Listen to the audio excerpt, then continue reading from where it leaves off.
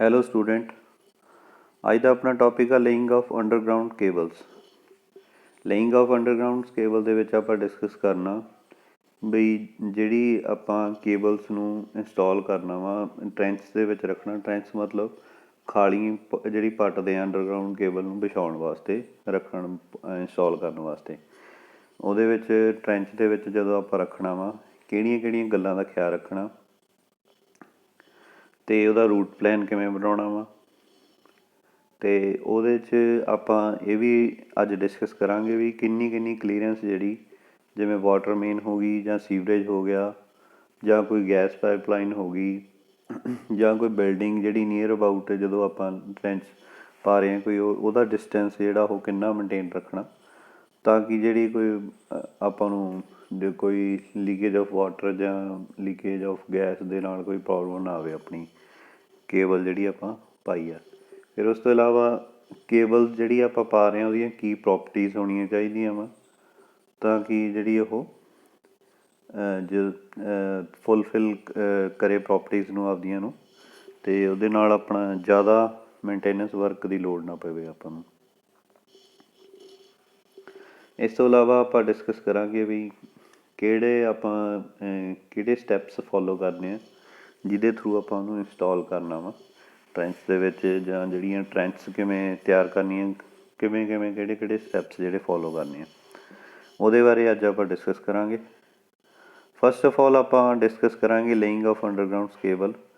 ਜਦੋਂ ਆਪਾਂ underground cable ਨੂੰ ਪਾਉਣਾ ਵਾ ਉਸ ਤੋਂ ਪਹਿਲਾਂ ਜਿਹੜੀ ਕੀ ਪ੍ਰੋਪਰਟੀਜ਼ ਜਿਹੜੀਆਂ ਹੋਣੀਆਂ ਚਾਹੀਦੀਆਂ ਵਾ ਆਪਣੀ ਕੇਬਲ ਦੀਆਂ।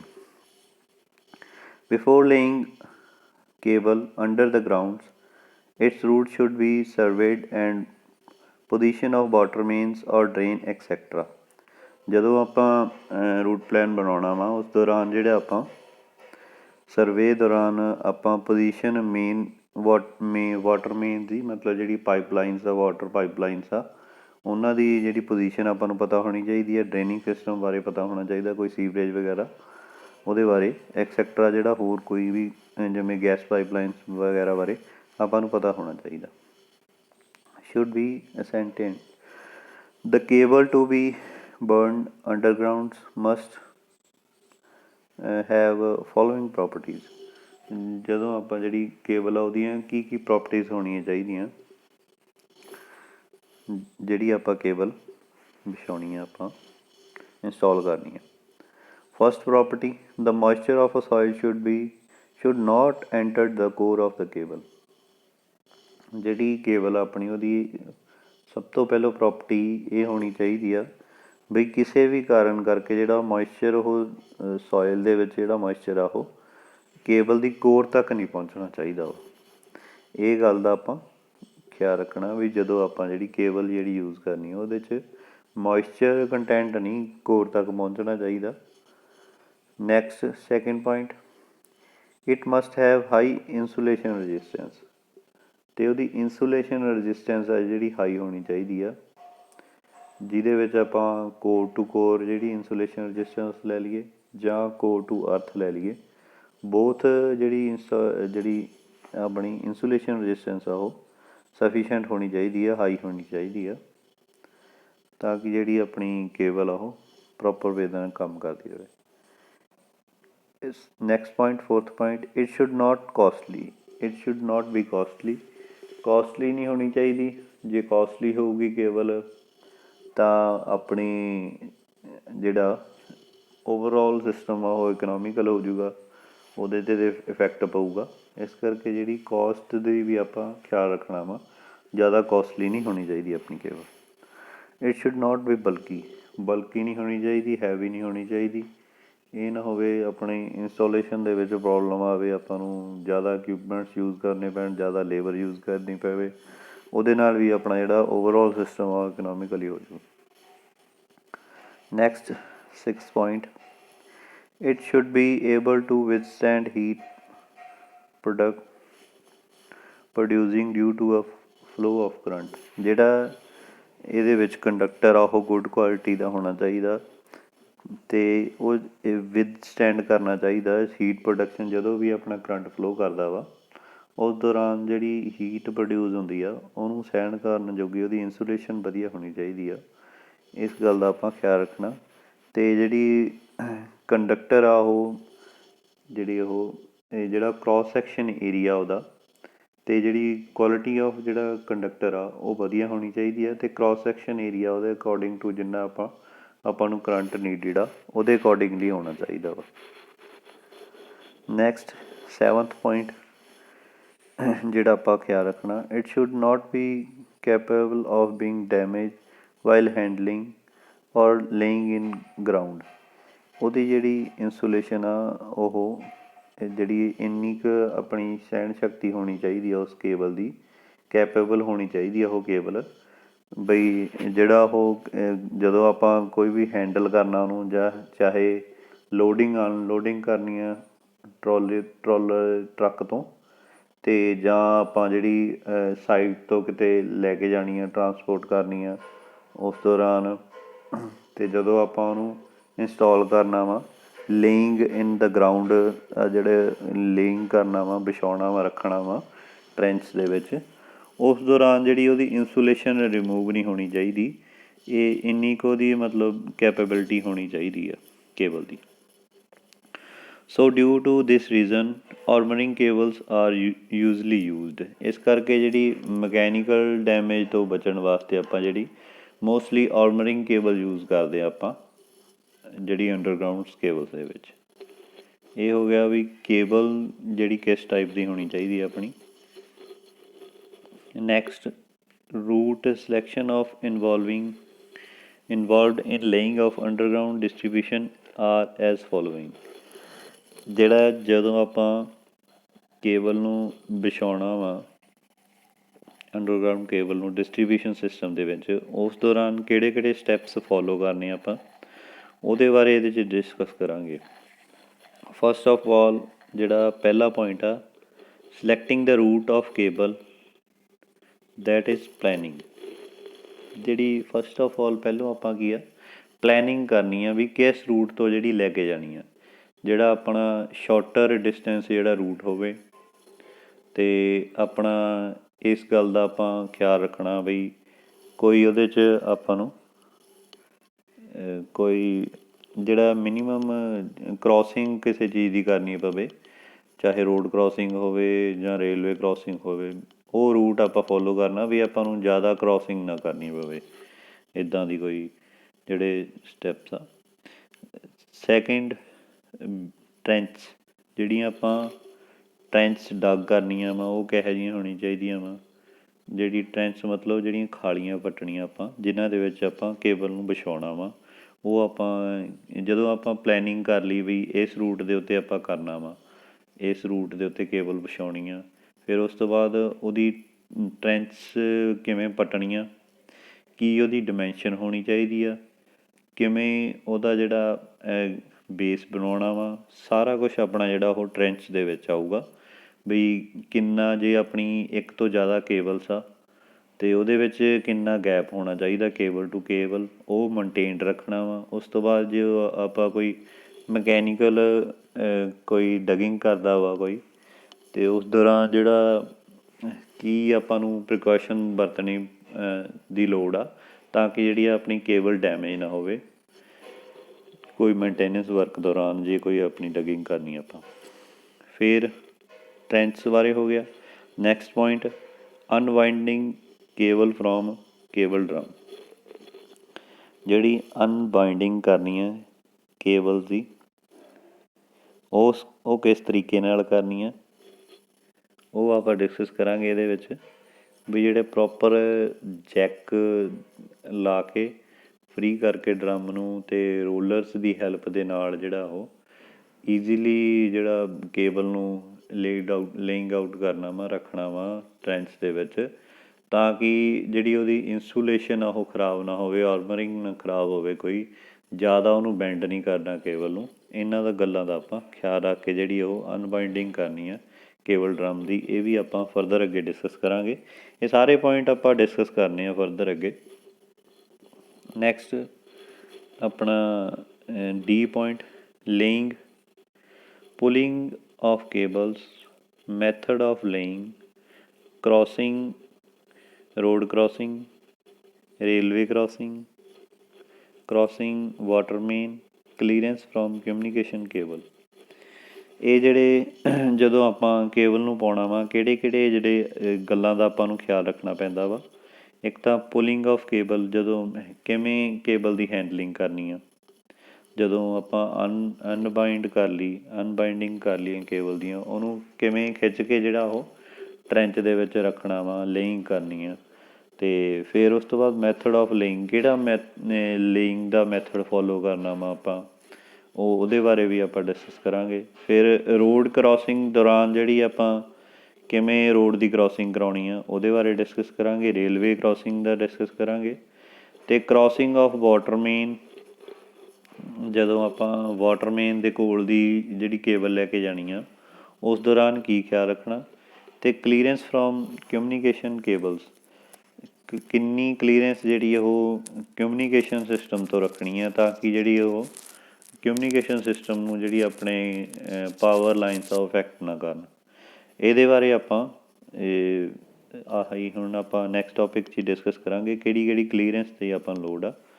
ਨੈਕਸਟ ਫਿਰ ਲਾਸਟ ਪੁਆਇੰਟ ਜਿਹੜਾ ਮੇਨਟੇਨੈਂਸ ਆਫ ਕੇਬਲ, ਜਿਹੜੀ ਕੇਬਲ ਦੀ ਮੇਨਟੇਨੈਂਸ ਆ ਉਹ ਕਿਵੇਂ ਆਪਾਂ ਕਰਨੀ ਆ। ਉਸ ਦੌਰਾਨ ਆਪਾਂ ਨੂੰ ਜੇ ਕੋਈ ਆਪਣੀ after installation, after some time ਜੇ ਆਪਾਂ ਨੂੰ ਮੇਨਟੇਨੈਂਸ ਦੀ ਲੋੜ ਪੈਂਦੀ ਆ, ਉਹਦੇ ਵਾਸਤੇ ਜਿਹੜਾ ਆਪਾਂ ਕਿਵੇਂ ਮੇਨਟੇਨੈਂਸ ਕਰਨੀ ਆ, ਉਹਦੇ ਬਾਰੇ ਵੀ ਆਪਾਂ ਡਿਸਕਸ ਕਰਾਂਗੇ ਫਰਦਰ ਅੱਗੇ। ਫਸਟ ਆਫ ਆਲ ਪਹਿਲੋਂ ਆਪਾਂ ਡਿਸਕਸ ਕਰਾਂਗੇ ਵੀ ਜਿਹੜੀ ਰੂਟ ਦੀ ਪਲੈਨਿੰਗ ਆ ਉਹ ਕਿਵੇਂ ਕਰਨੀ ਆ। ਰੂਟ ਆਫ ਕੇਬਲ, ਜਿਹੜਾ ਰੂਟ ਫੋਲੋ ਕਰਨਾ ਜਾਂ ਪਲੈਨਿੰਗ ਆ ਜਿਹੜੀ ਉਹ before we install underground cable, we have to plan or design for a cable system.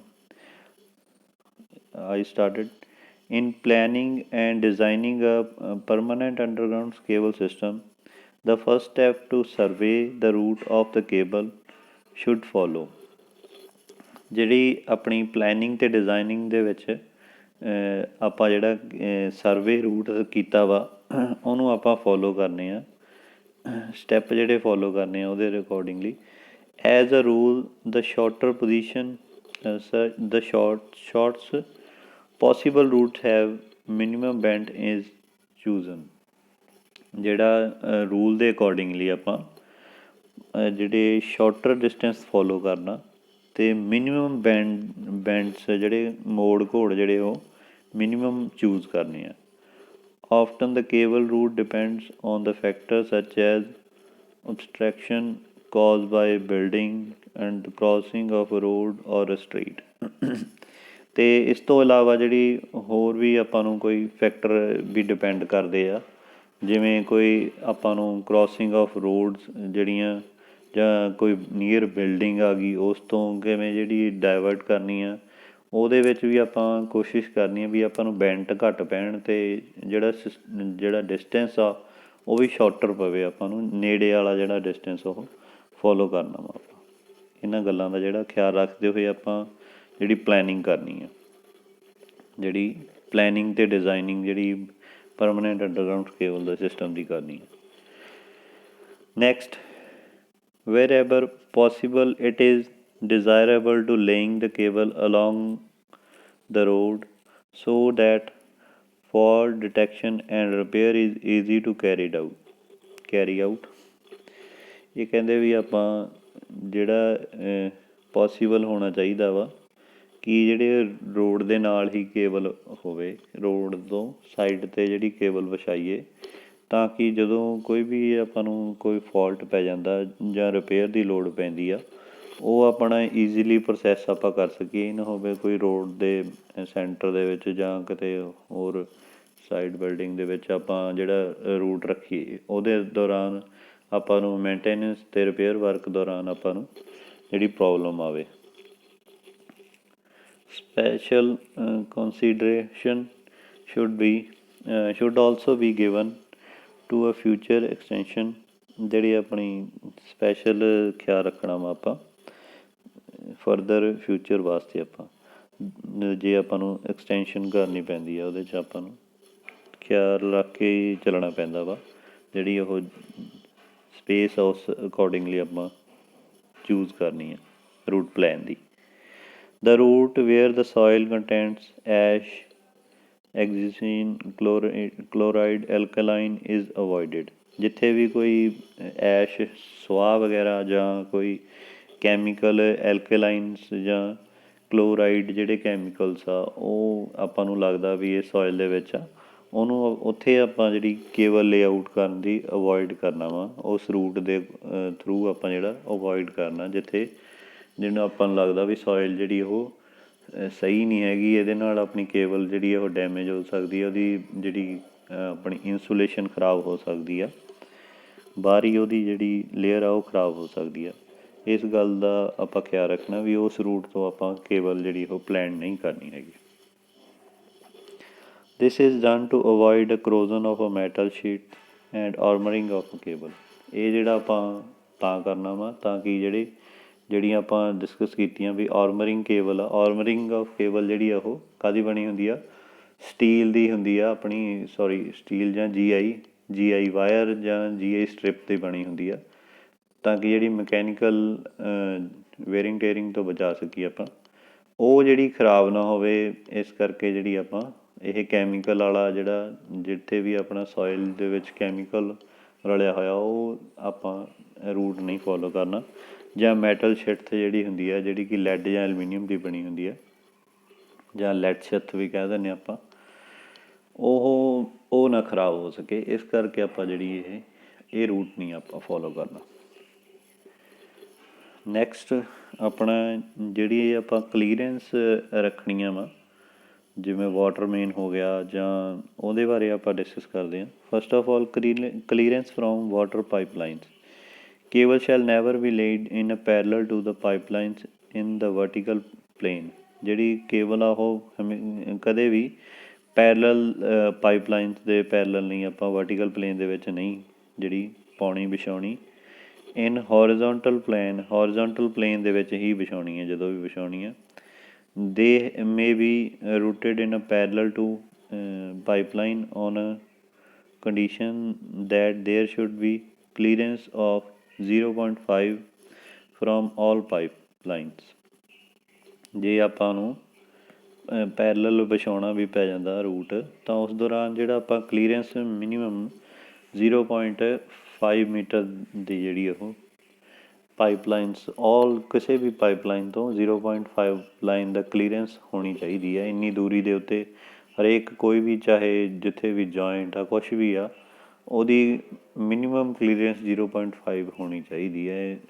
ਕਿਉਂਕਿ ਜਦੋਂ ਜੇ ਕੋਈ ਵੀ ਕਿਸੇ ਵੀ ਕਾਰਨ ਕਰਕੇ ਜਿਹੜਾ ਉਹ ਮੋਇਸਚਰ ਆ ਉਹ ਕੇਬਲ ਤੱਕ ਪਹੁੰਚ ਸਕਦਾ ਵਾ, ਕਿਉਂਕਿ ਵਾਟਰ ਪਾਈਪਲਾਈਨਸ ਨੇ ਵਾਟਰ ਕੈਰੀ ਕਰਨਾ ਵਾ, ਕਿਸੇ ਵੀ ਕਾਰਨ ਕਰਕੇ ਉਹਦੇ 'ਚ ਜਿਹੜਾ ਮੋਇਸਚਰ ਸੋਇਲ ਥਰੂ ਜਿਹੜਾ ਹੋ ਕੇ ਉਹ ਕੇਬਲ ਤੱਕ ਆ ਸਕਦਾ। ਇਸ ਕਰਕੇ ਮਿਨੀਮਮ ਕਲੀਅਰੈਂਸ ਜਿਹੜੀ ਉਹ 0.5 ਮੀਟਰ ਦੀ ਹੋਣੀ ਚਾਹੀਦੀ ਹੈ। If it is required to cross the power cable with water supply pipe, minimum clearance of 0.4 should be provided between water pipes and power mains। ਜੇ ਆਪਾਂ ਨੂੰ ਕਿਤੇ ਵੀ ਕ੍ਰੋਸਿੰਗ ਕਰਨੀ ਪੈਂਦੀ ਹੈ ਕੇਬਲ ਦੀ, ਉਸ ਦੌਰਾਨ ਵੀ ਆਪਾਂ ਨੂੰ ਜਿਹੜੀ ਉਹ 0.4 ਮੀਟਰ ਦੀ ਕਲੀਅਰੈਂਸ ਹੋਣੀ ਜ਼ਰੂਰੀ ਆ। ਜੇ ਆਪਾਂ ਪੈਰਲਲ ਦੇ ਵਿੱਚ ਮੂਵ ਕਰਨਾ ਉਦੋਂ 0.5 ਦੀ ਮਿਨੀਮਮ ਕਲੀਅਰੈਂਸ ਚਾਹੀਦੀ ਆਪਾਂ ਨੂੰ। ਜੇ ਕਿਤੇ ਕ੍ਰੋਸਿੰਗ ਕਰਨੀ ਹੈ ਉਸ ਦੌਰਾਨ ਆਪਾਂ ਉਹਨੂੰ 0.1 ਨੂੰ ਕਰ ਸਕਦੇ ਹਾਂ ਵੇਰੀ, ਮਤਲਬ ਕਿ 0.4। ਜੇ ਆਪਾਂ ਉਹਨੂੰ ਇਸ ਤੋਂ ਜ਼ਿਆਦਾ ਆਪਾਂ ਕਲੀਅਰੈਂਸ ਦੇ ਸਕਦੇ ਹਾਂ ਉਹ ਦੇਣੀ ਆ, ਬਟ ਮਿਨੀਮਮ ਜਿਹੜੀ ਆ ਉਹ 0.4 ਰੱਖਣੀ ਆ। ਇਸ ਤੋਂ ਜ਼ਿਆਦਾ ਮਤਲਬ ਇਸ ਤੋਂ ਨੇੜੇ ਨਹੀਂ ਲੈ ਕੇ ਜਾਣਾ ਕਿ ਮੇਨ ਪਾਵਰ ਸਪਲਾਈ ਅਤੇ ਵਾਟਰ ਪਾਈਪ ਨੂੰ। ਨੈਕਸਟ ਆਪਣਾ ਕਲੀਅਰੈਂਸ ਫਰੋਮ ਸੀਵਰੇਜ ਪਾਈਪ ਤੋਂ ਜਿਹੜੀ ਉਹ ਕਿੰਨੀ ਕਲੀਅਰੈਂਸ ਰੱਖਣੀ ਆ। Clearance between underground cable and sewage pipe should not be less than 1.25। ਜਿਹੜੀ 1.25 ਮੀਟਰ ਦੀ ਜਿਹੜੀ ਉਹ ਕਲੀਅਰੈਂਸ ਆਪਾਂ ਨੂੰ ਸੀਵੇਜ ਪਾਈਪ ਤੋਂ ਚਾਹੀਦੀ ਆ, ਕਿਉਂਕਿ ਸੀਵੇਜ ਪਾਈਪਸ ਜਿਹੜੀ ਉਹਨਾਂ ਦੇ ਵਿੱਚ ਲੀਕੇਜ ਹੋਣ ਦਾ ਖਤਰਾ ਹੁੰਦਾ ਹੀ ਹੁੰਦਾ ਵਾ। ਜਦੋਂ ਆਪਣਾ ਰੇਨੀ ਸੀਜ਼ਨ ਹੁੰਦਾ ਵਾ ਉਸ ਦੌਰਾਨ ਜਿਹੜਾ ਸੀਵੇਜ ਪਾਈਪ ਦੇ ਵਿੱਚੋਂ ਜਿੰਨਾ ਵੀ ਡਰੇਨਿੰਗ ਆ ਸਾਰਾ ਉਹਨਾਂ ਦੇ through sewage pipe through water ਜਿਹੜਾ ਉਹ ਜਾਣਾ ਵਾ। ਇਸ ਕਰਕੇ ਉਸ ਦੌਰਾਨ ਜਿਹੜੀ ਆਪਣੀ ਉਹ ਕਲੀਅਰੈਂਸ ਜਿਹੜੀ ਉਹ ਮਿਨੀਮਮ ਇਸ ਕਰਕੇ 1.25 ਮੀਟਰ ਹੋਣੀ ਚਾਹੀਦੀ ਆ। ਨੈਕਸਟ ਆਪਣਾ ਕਲੀਅਰੈਂਸ ਫਰੋਮ ਇਲੈਕਟਰੀਫਾਈਡ ਰੇਲਵੇ। ਜਦੋਂ ਆਪਾਂ ਕੋਈ ਵੀ ਰੇਲਵੇ ਸਿਸਟਮ ਦੇ ਕੋਲ ਦੀ ਆਪਾਂ ਜਾਂ ਕੋਈ ਰੇਲਵੇ ਲਾਈਨਸ ਕ੍ਰੋਸ ਕਰਨੀਆਂ ਜਾਂ ਕੋਈ ਰੇਲਵੇ ਸਿਸਟਮ ਦੇ ਨਾਲ ਦੀ ਜਾਣਾ ਵਾ, ਉਸ ਦੌਰਾਨ ਕਿਹੜੀਆਂ ਗੱਲਾਂ ਦਾ ਖਿਆਲ ਰੱਖਣਾ ਵਾ। While crossing electrified railway or those plan to be electrified cable shall be laid in conduit or in pipes. ਜਦੋਂ ਆਪਾਂ ਕੋਈ ਵੀ ਇਲੈਕਟਰੀਫਾਈਡ ਰੇਲਵੇ ਦੇ ਕੋਲ ਦੀ ਪਲਾਨ ਕਰਦੇ ਹਾਂ ਜਾਂ ਇਲੈਕਟਰੀਫਾਈੰਗ ਰੇਲਵੇ ਦੇ ਕੋਲ ਦੀ ਜਿਹੜੀ ਉਹ ਪਾਵਰ ਕੇਬਲਸ ਨੂੰ ਲੈ ਕੇ ਜਾਣਾ ਵਾ, ਉਸ ਦੌਰਾਨ ਜਿਹੜੀ ਪਾਵਰ ਕੇਬਲ ਆ ਉਹ ਕੰਡਿਊਟ ਪਾਈਪਸ ਦੇ ਵਿੱਚ ਜਿਹੜੀ ਉਹ ਲਿੰਕ ਆਊਟ ਕਰਨੀ ਆ। The crossing shall be space from the switching frogs and point of connection of drain cables. ਇਸ ਦੌਰਾਨ ਜਿਹੜੀ ਉਹ ਖਿਆਲ ਰੱਖਣਾ ਵਾ, ਜਿਹੜੀ ਕ੍ਰੋਸਿੰਗ ਆ ਉਹ ਸਵਿਚਿੰਗਸ ਦੇ ਕੋਲ ਦੀ ਨਹੀਂ ਹੋਣੀ ਚਾਹੀਦੀ, ਫਰੋਗਸ ਦੇ ਜਾਂ position of connection of draining system draining cables ਦੇ ਕੋਲ ਦੀ ਨਹੀਂ ਹੋਣੀ ਚਾਹੀਦੀ ਟੂ ਦ ਰੇਲਸ। ਜਿੱਥੇ ਵੀ ਡਰੇਨਿੰਗ ਹੋ ਰਹੀ ਹੈ ਕੇਬਲ ਦੀ ਉੱਥੇ ਰੇਲ ਦੀ, ਉੱਥੇ ਜਿਹੜੀ ਕੇਬਲ ਦੀ ਕ੍ਰੋਸਿੰਗ ਨਹੀਂ ਕਰਨੀ ਹੈਗੀ ਆਪਾਂ। ਅਤੇ drain cable to rail at least 3 metre for train lines. ਜਿਹੜੀ ਰੇਲ ਟ੍ਰੇਨ ਲਾਈਨਸ ਤੋਂ 3 ਮੀਟਰ ਦੀ ਦੂਰੀ ਰੱਖਣੀ ਆਪਾਂ।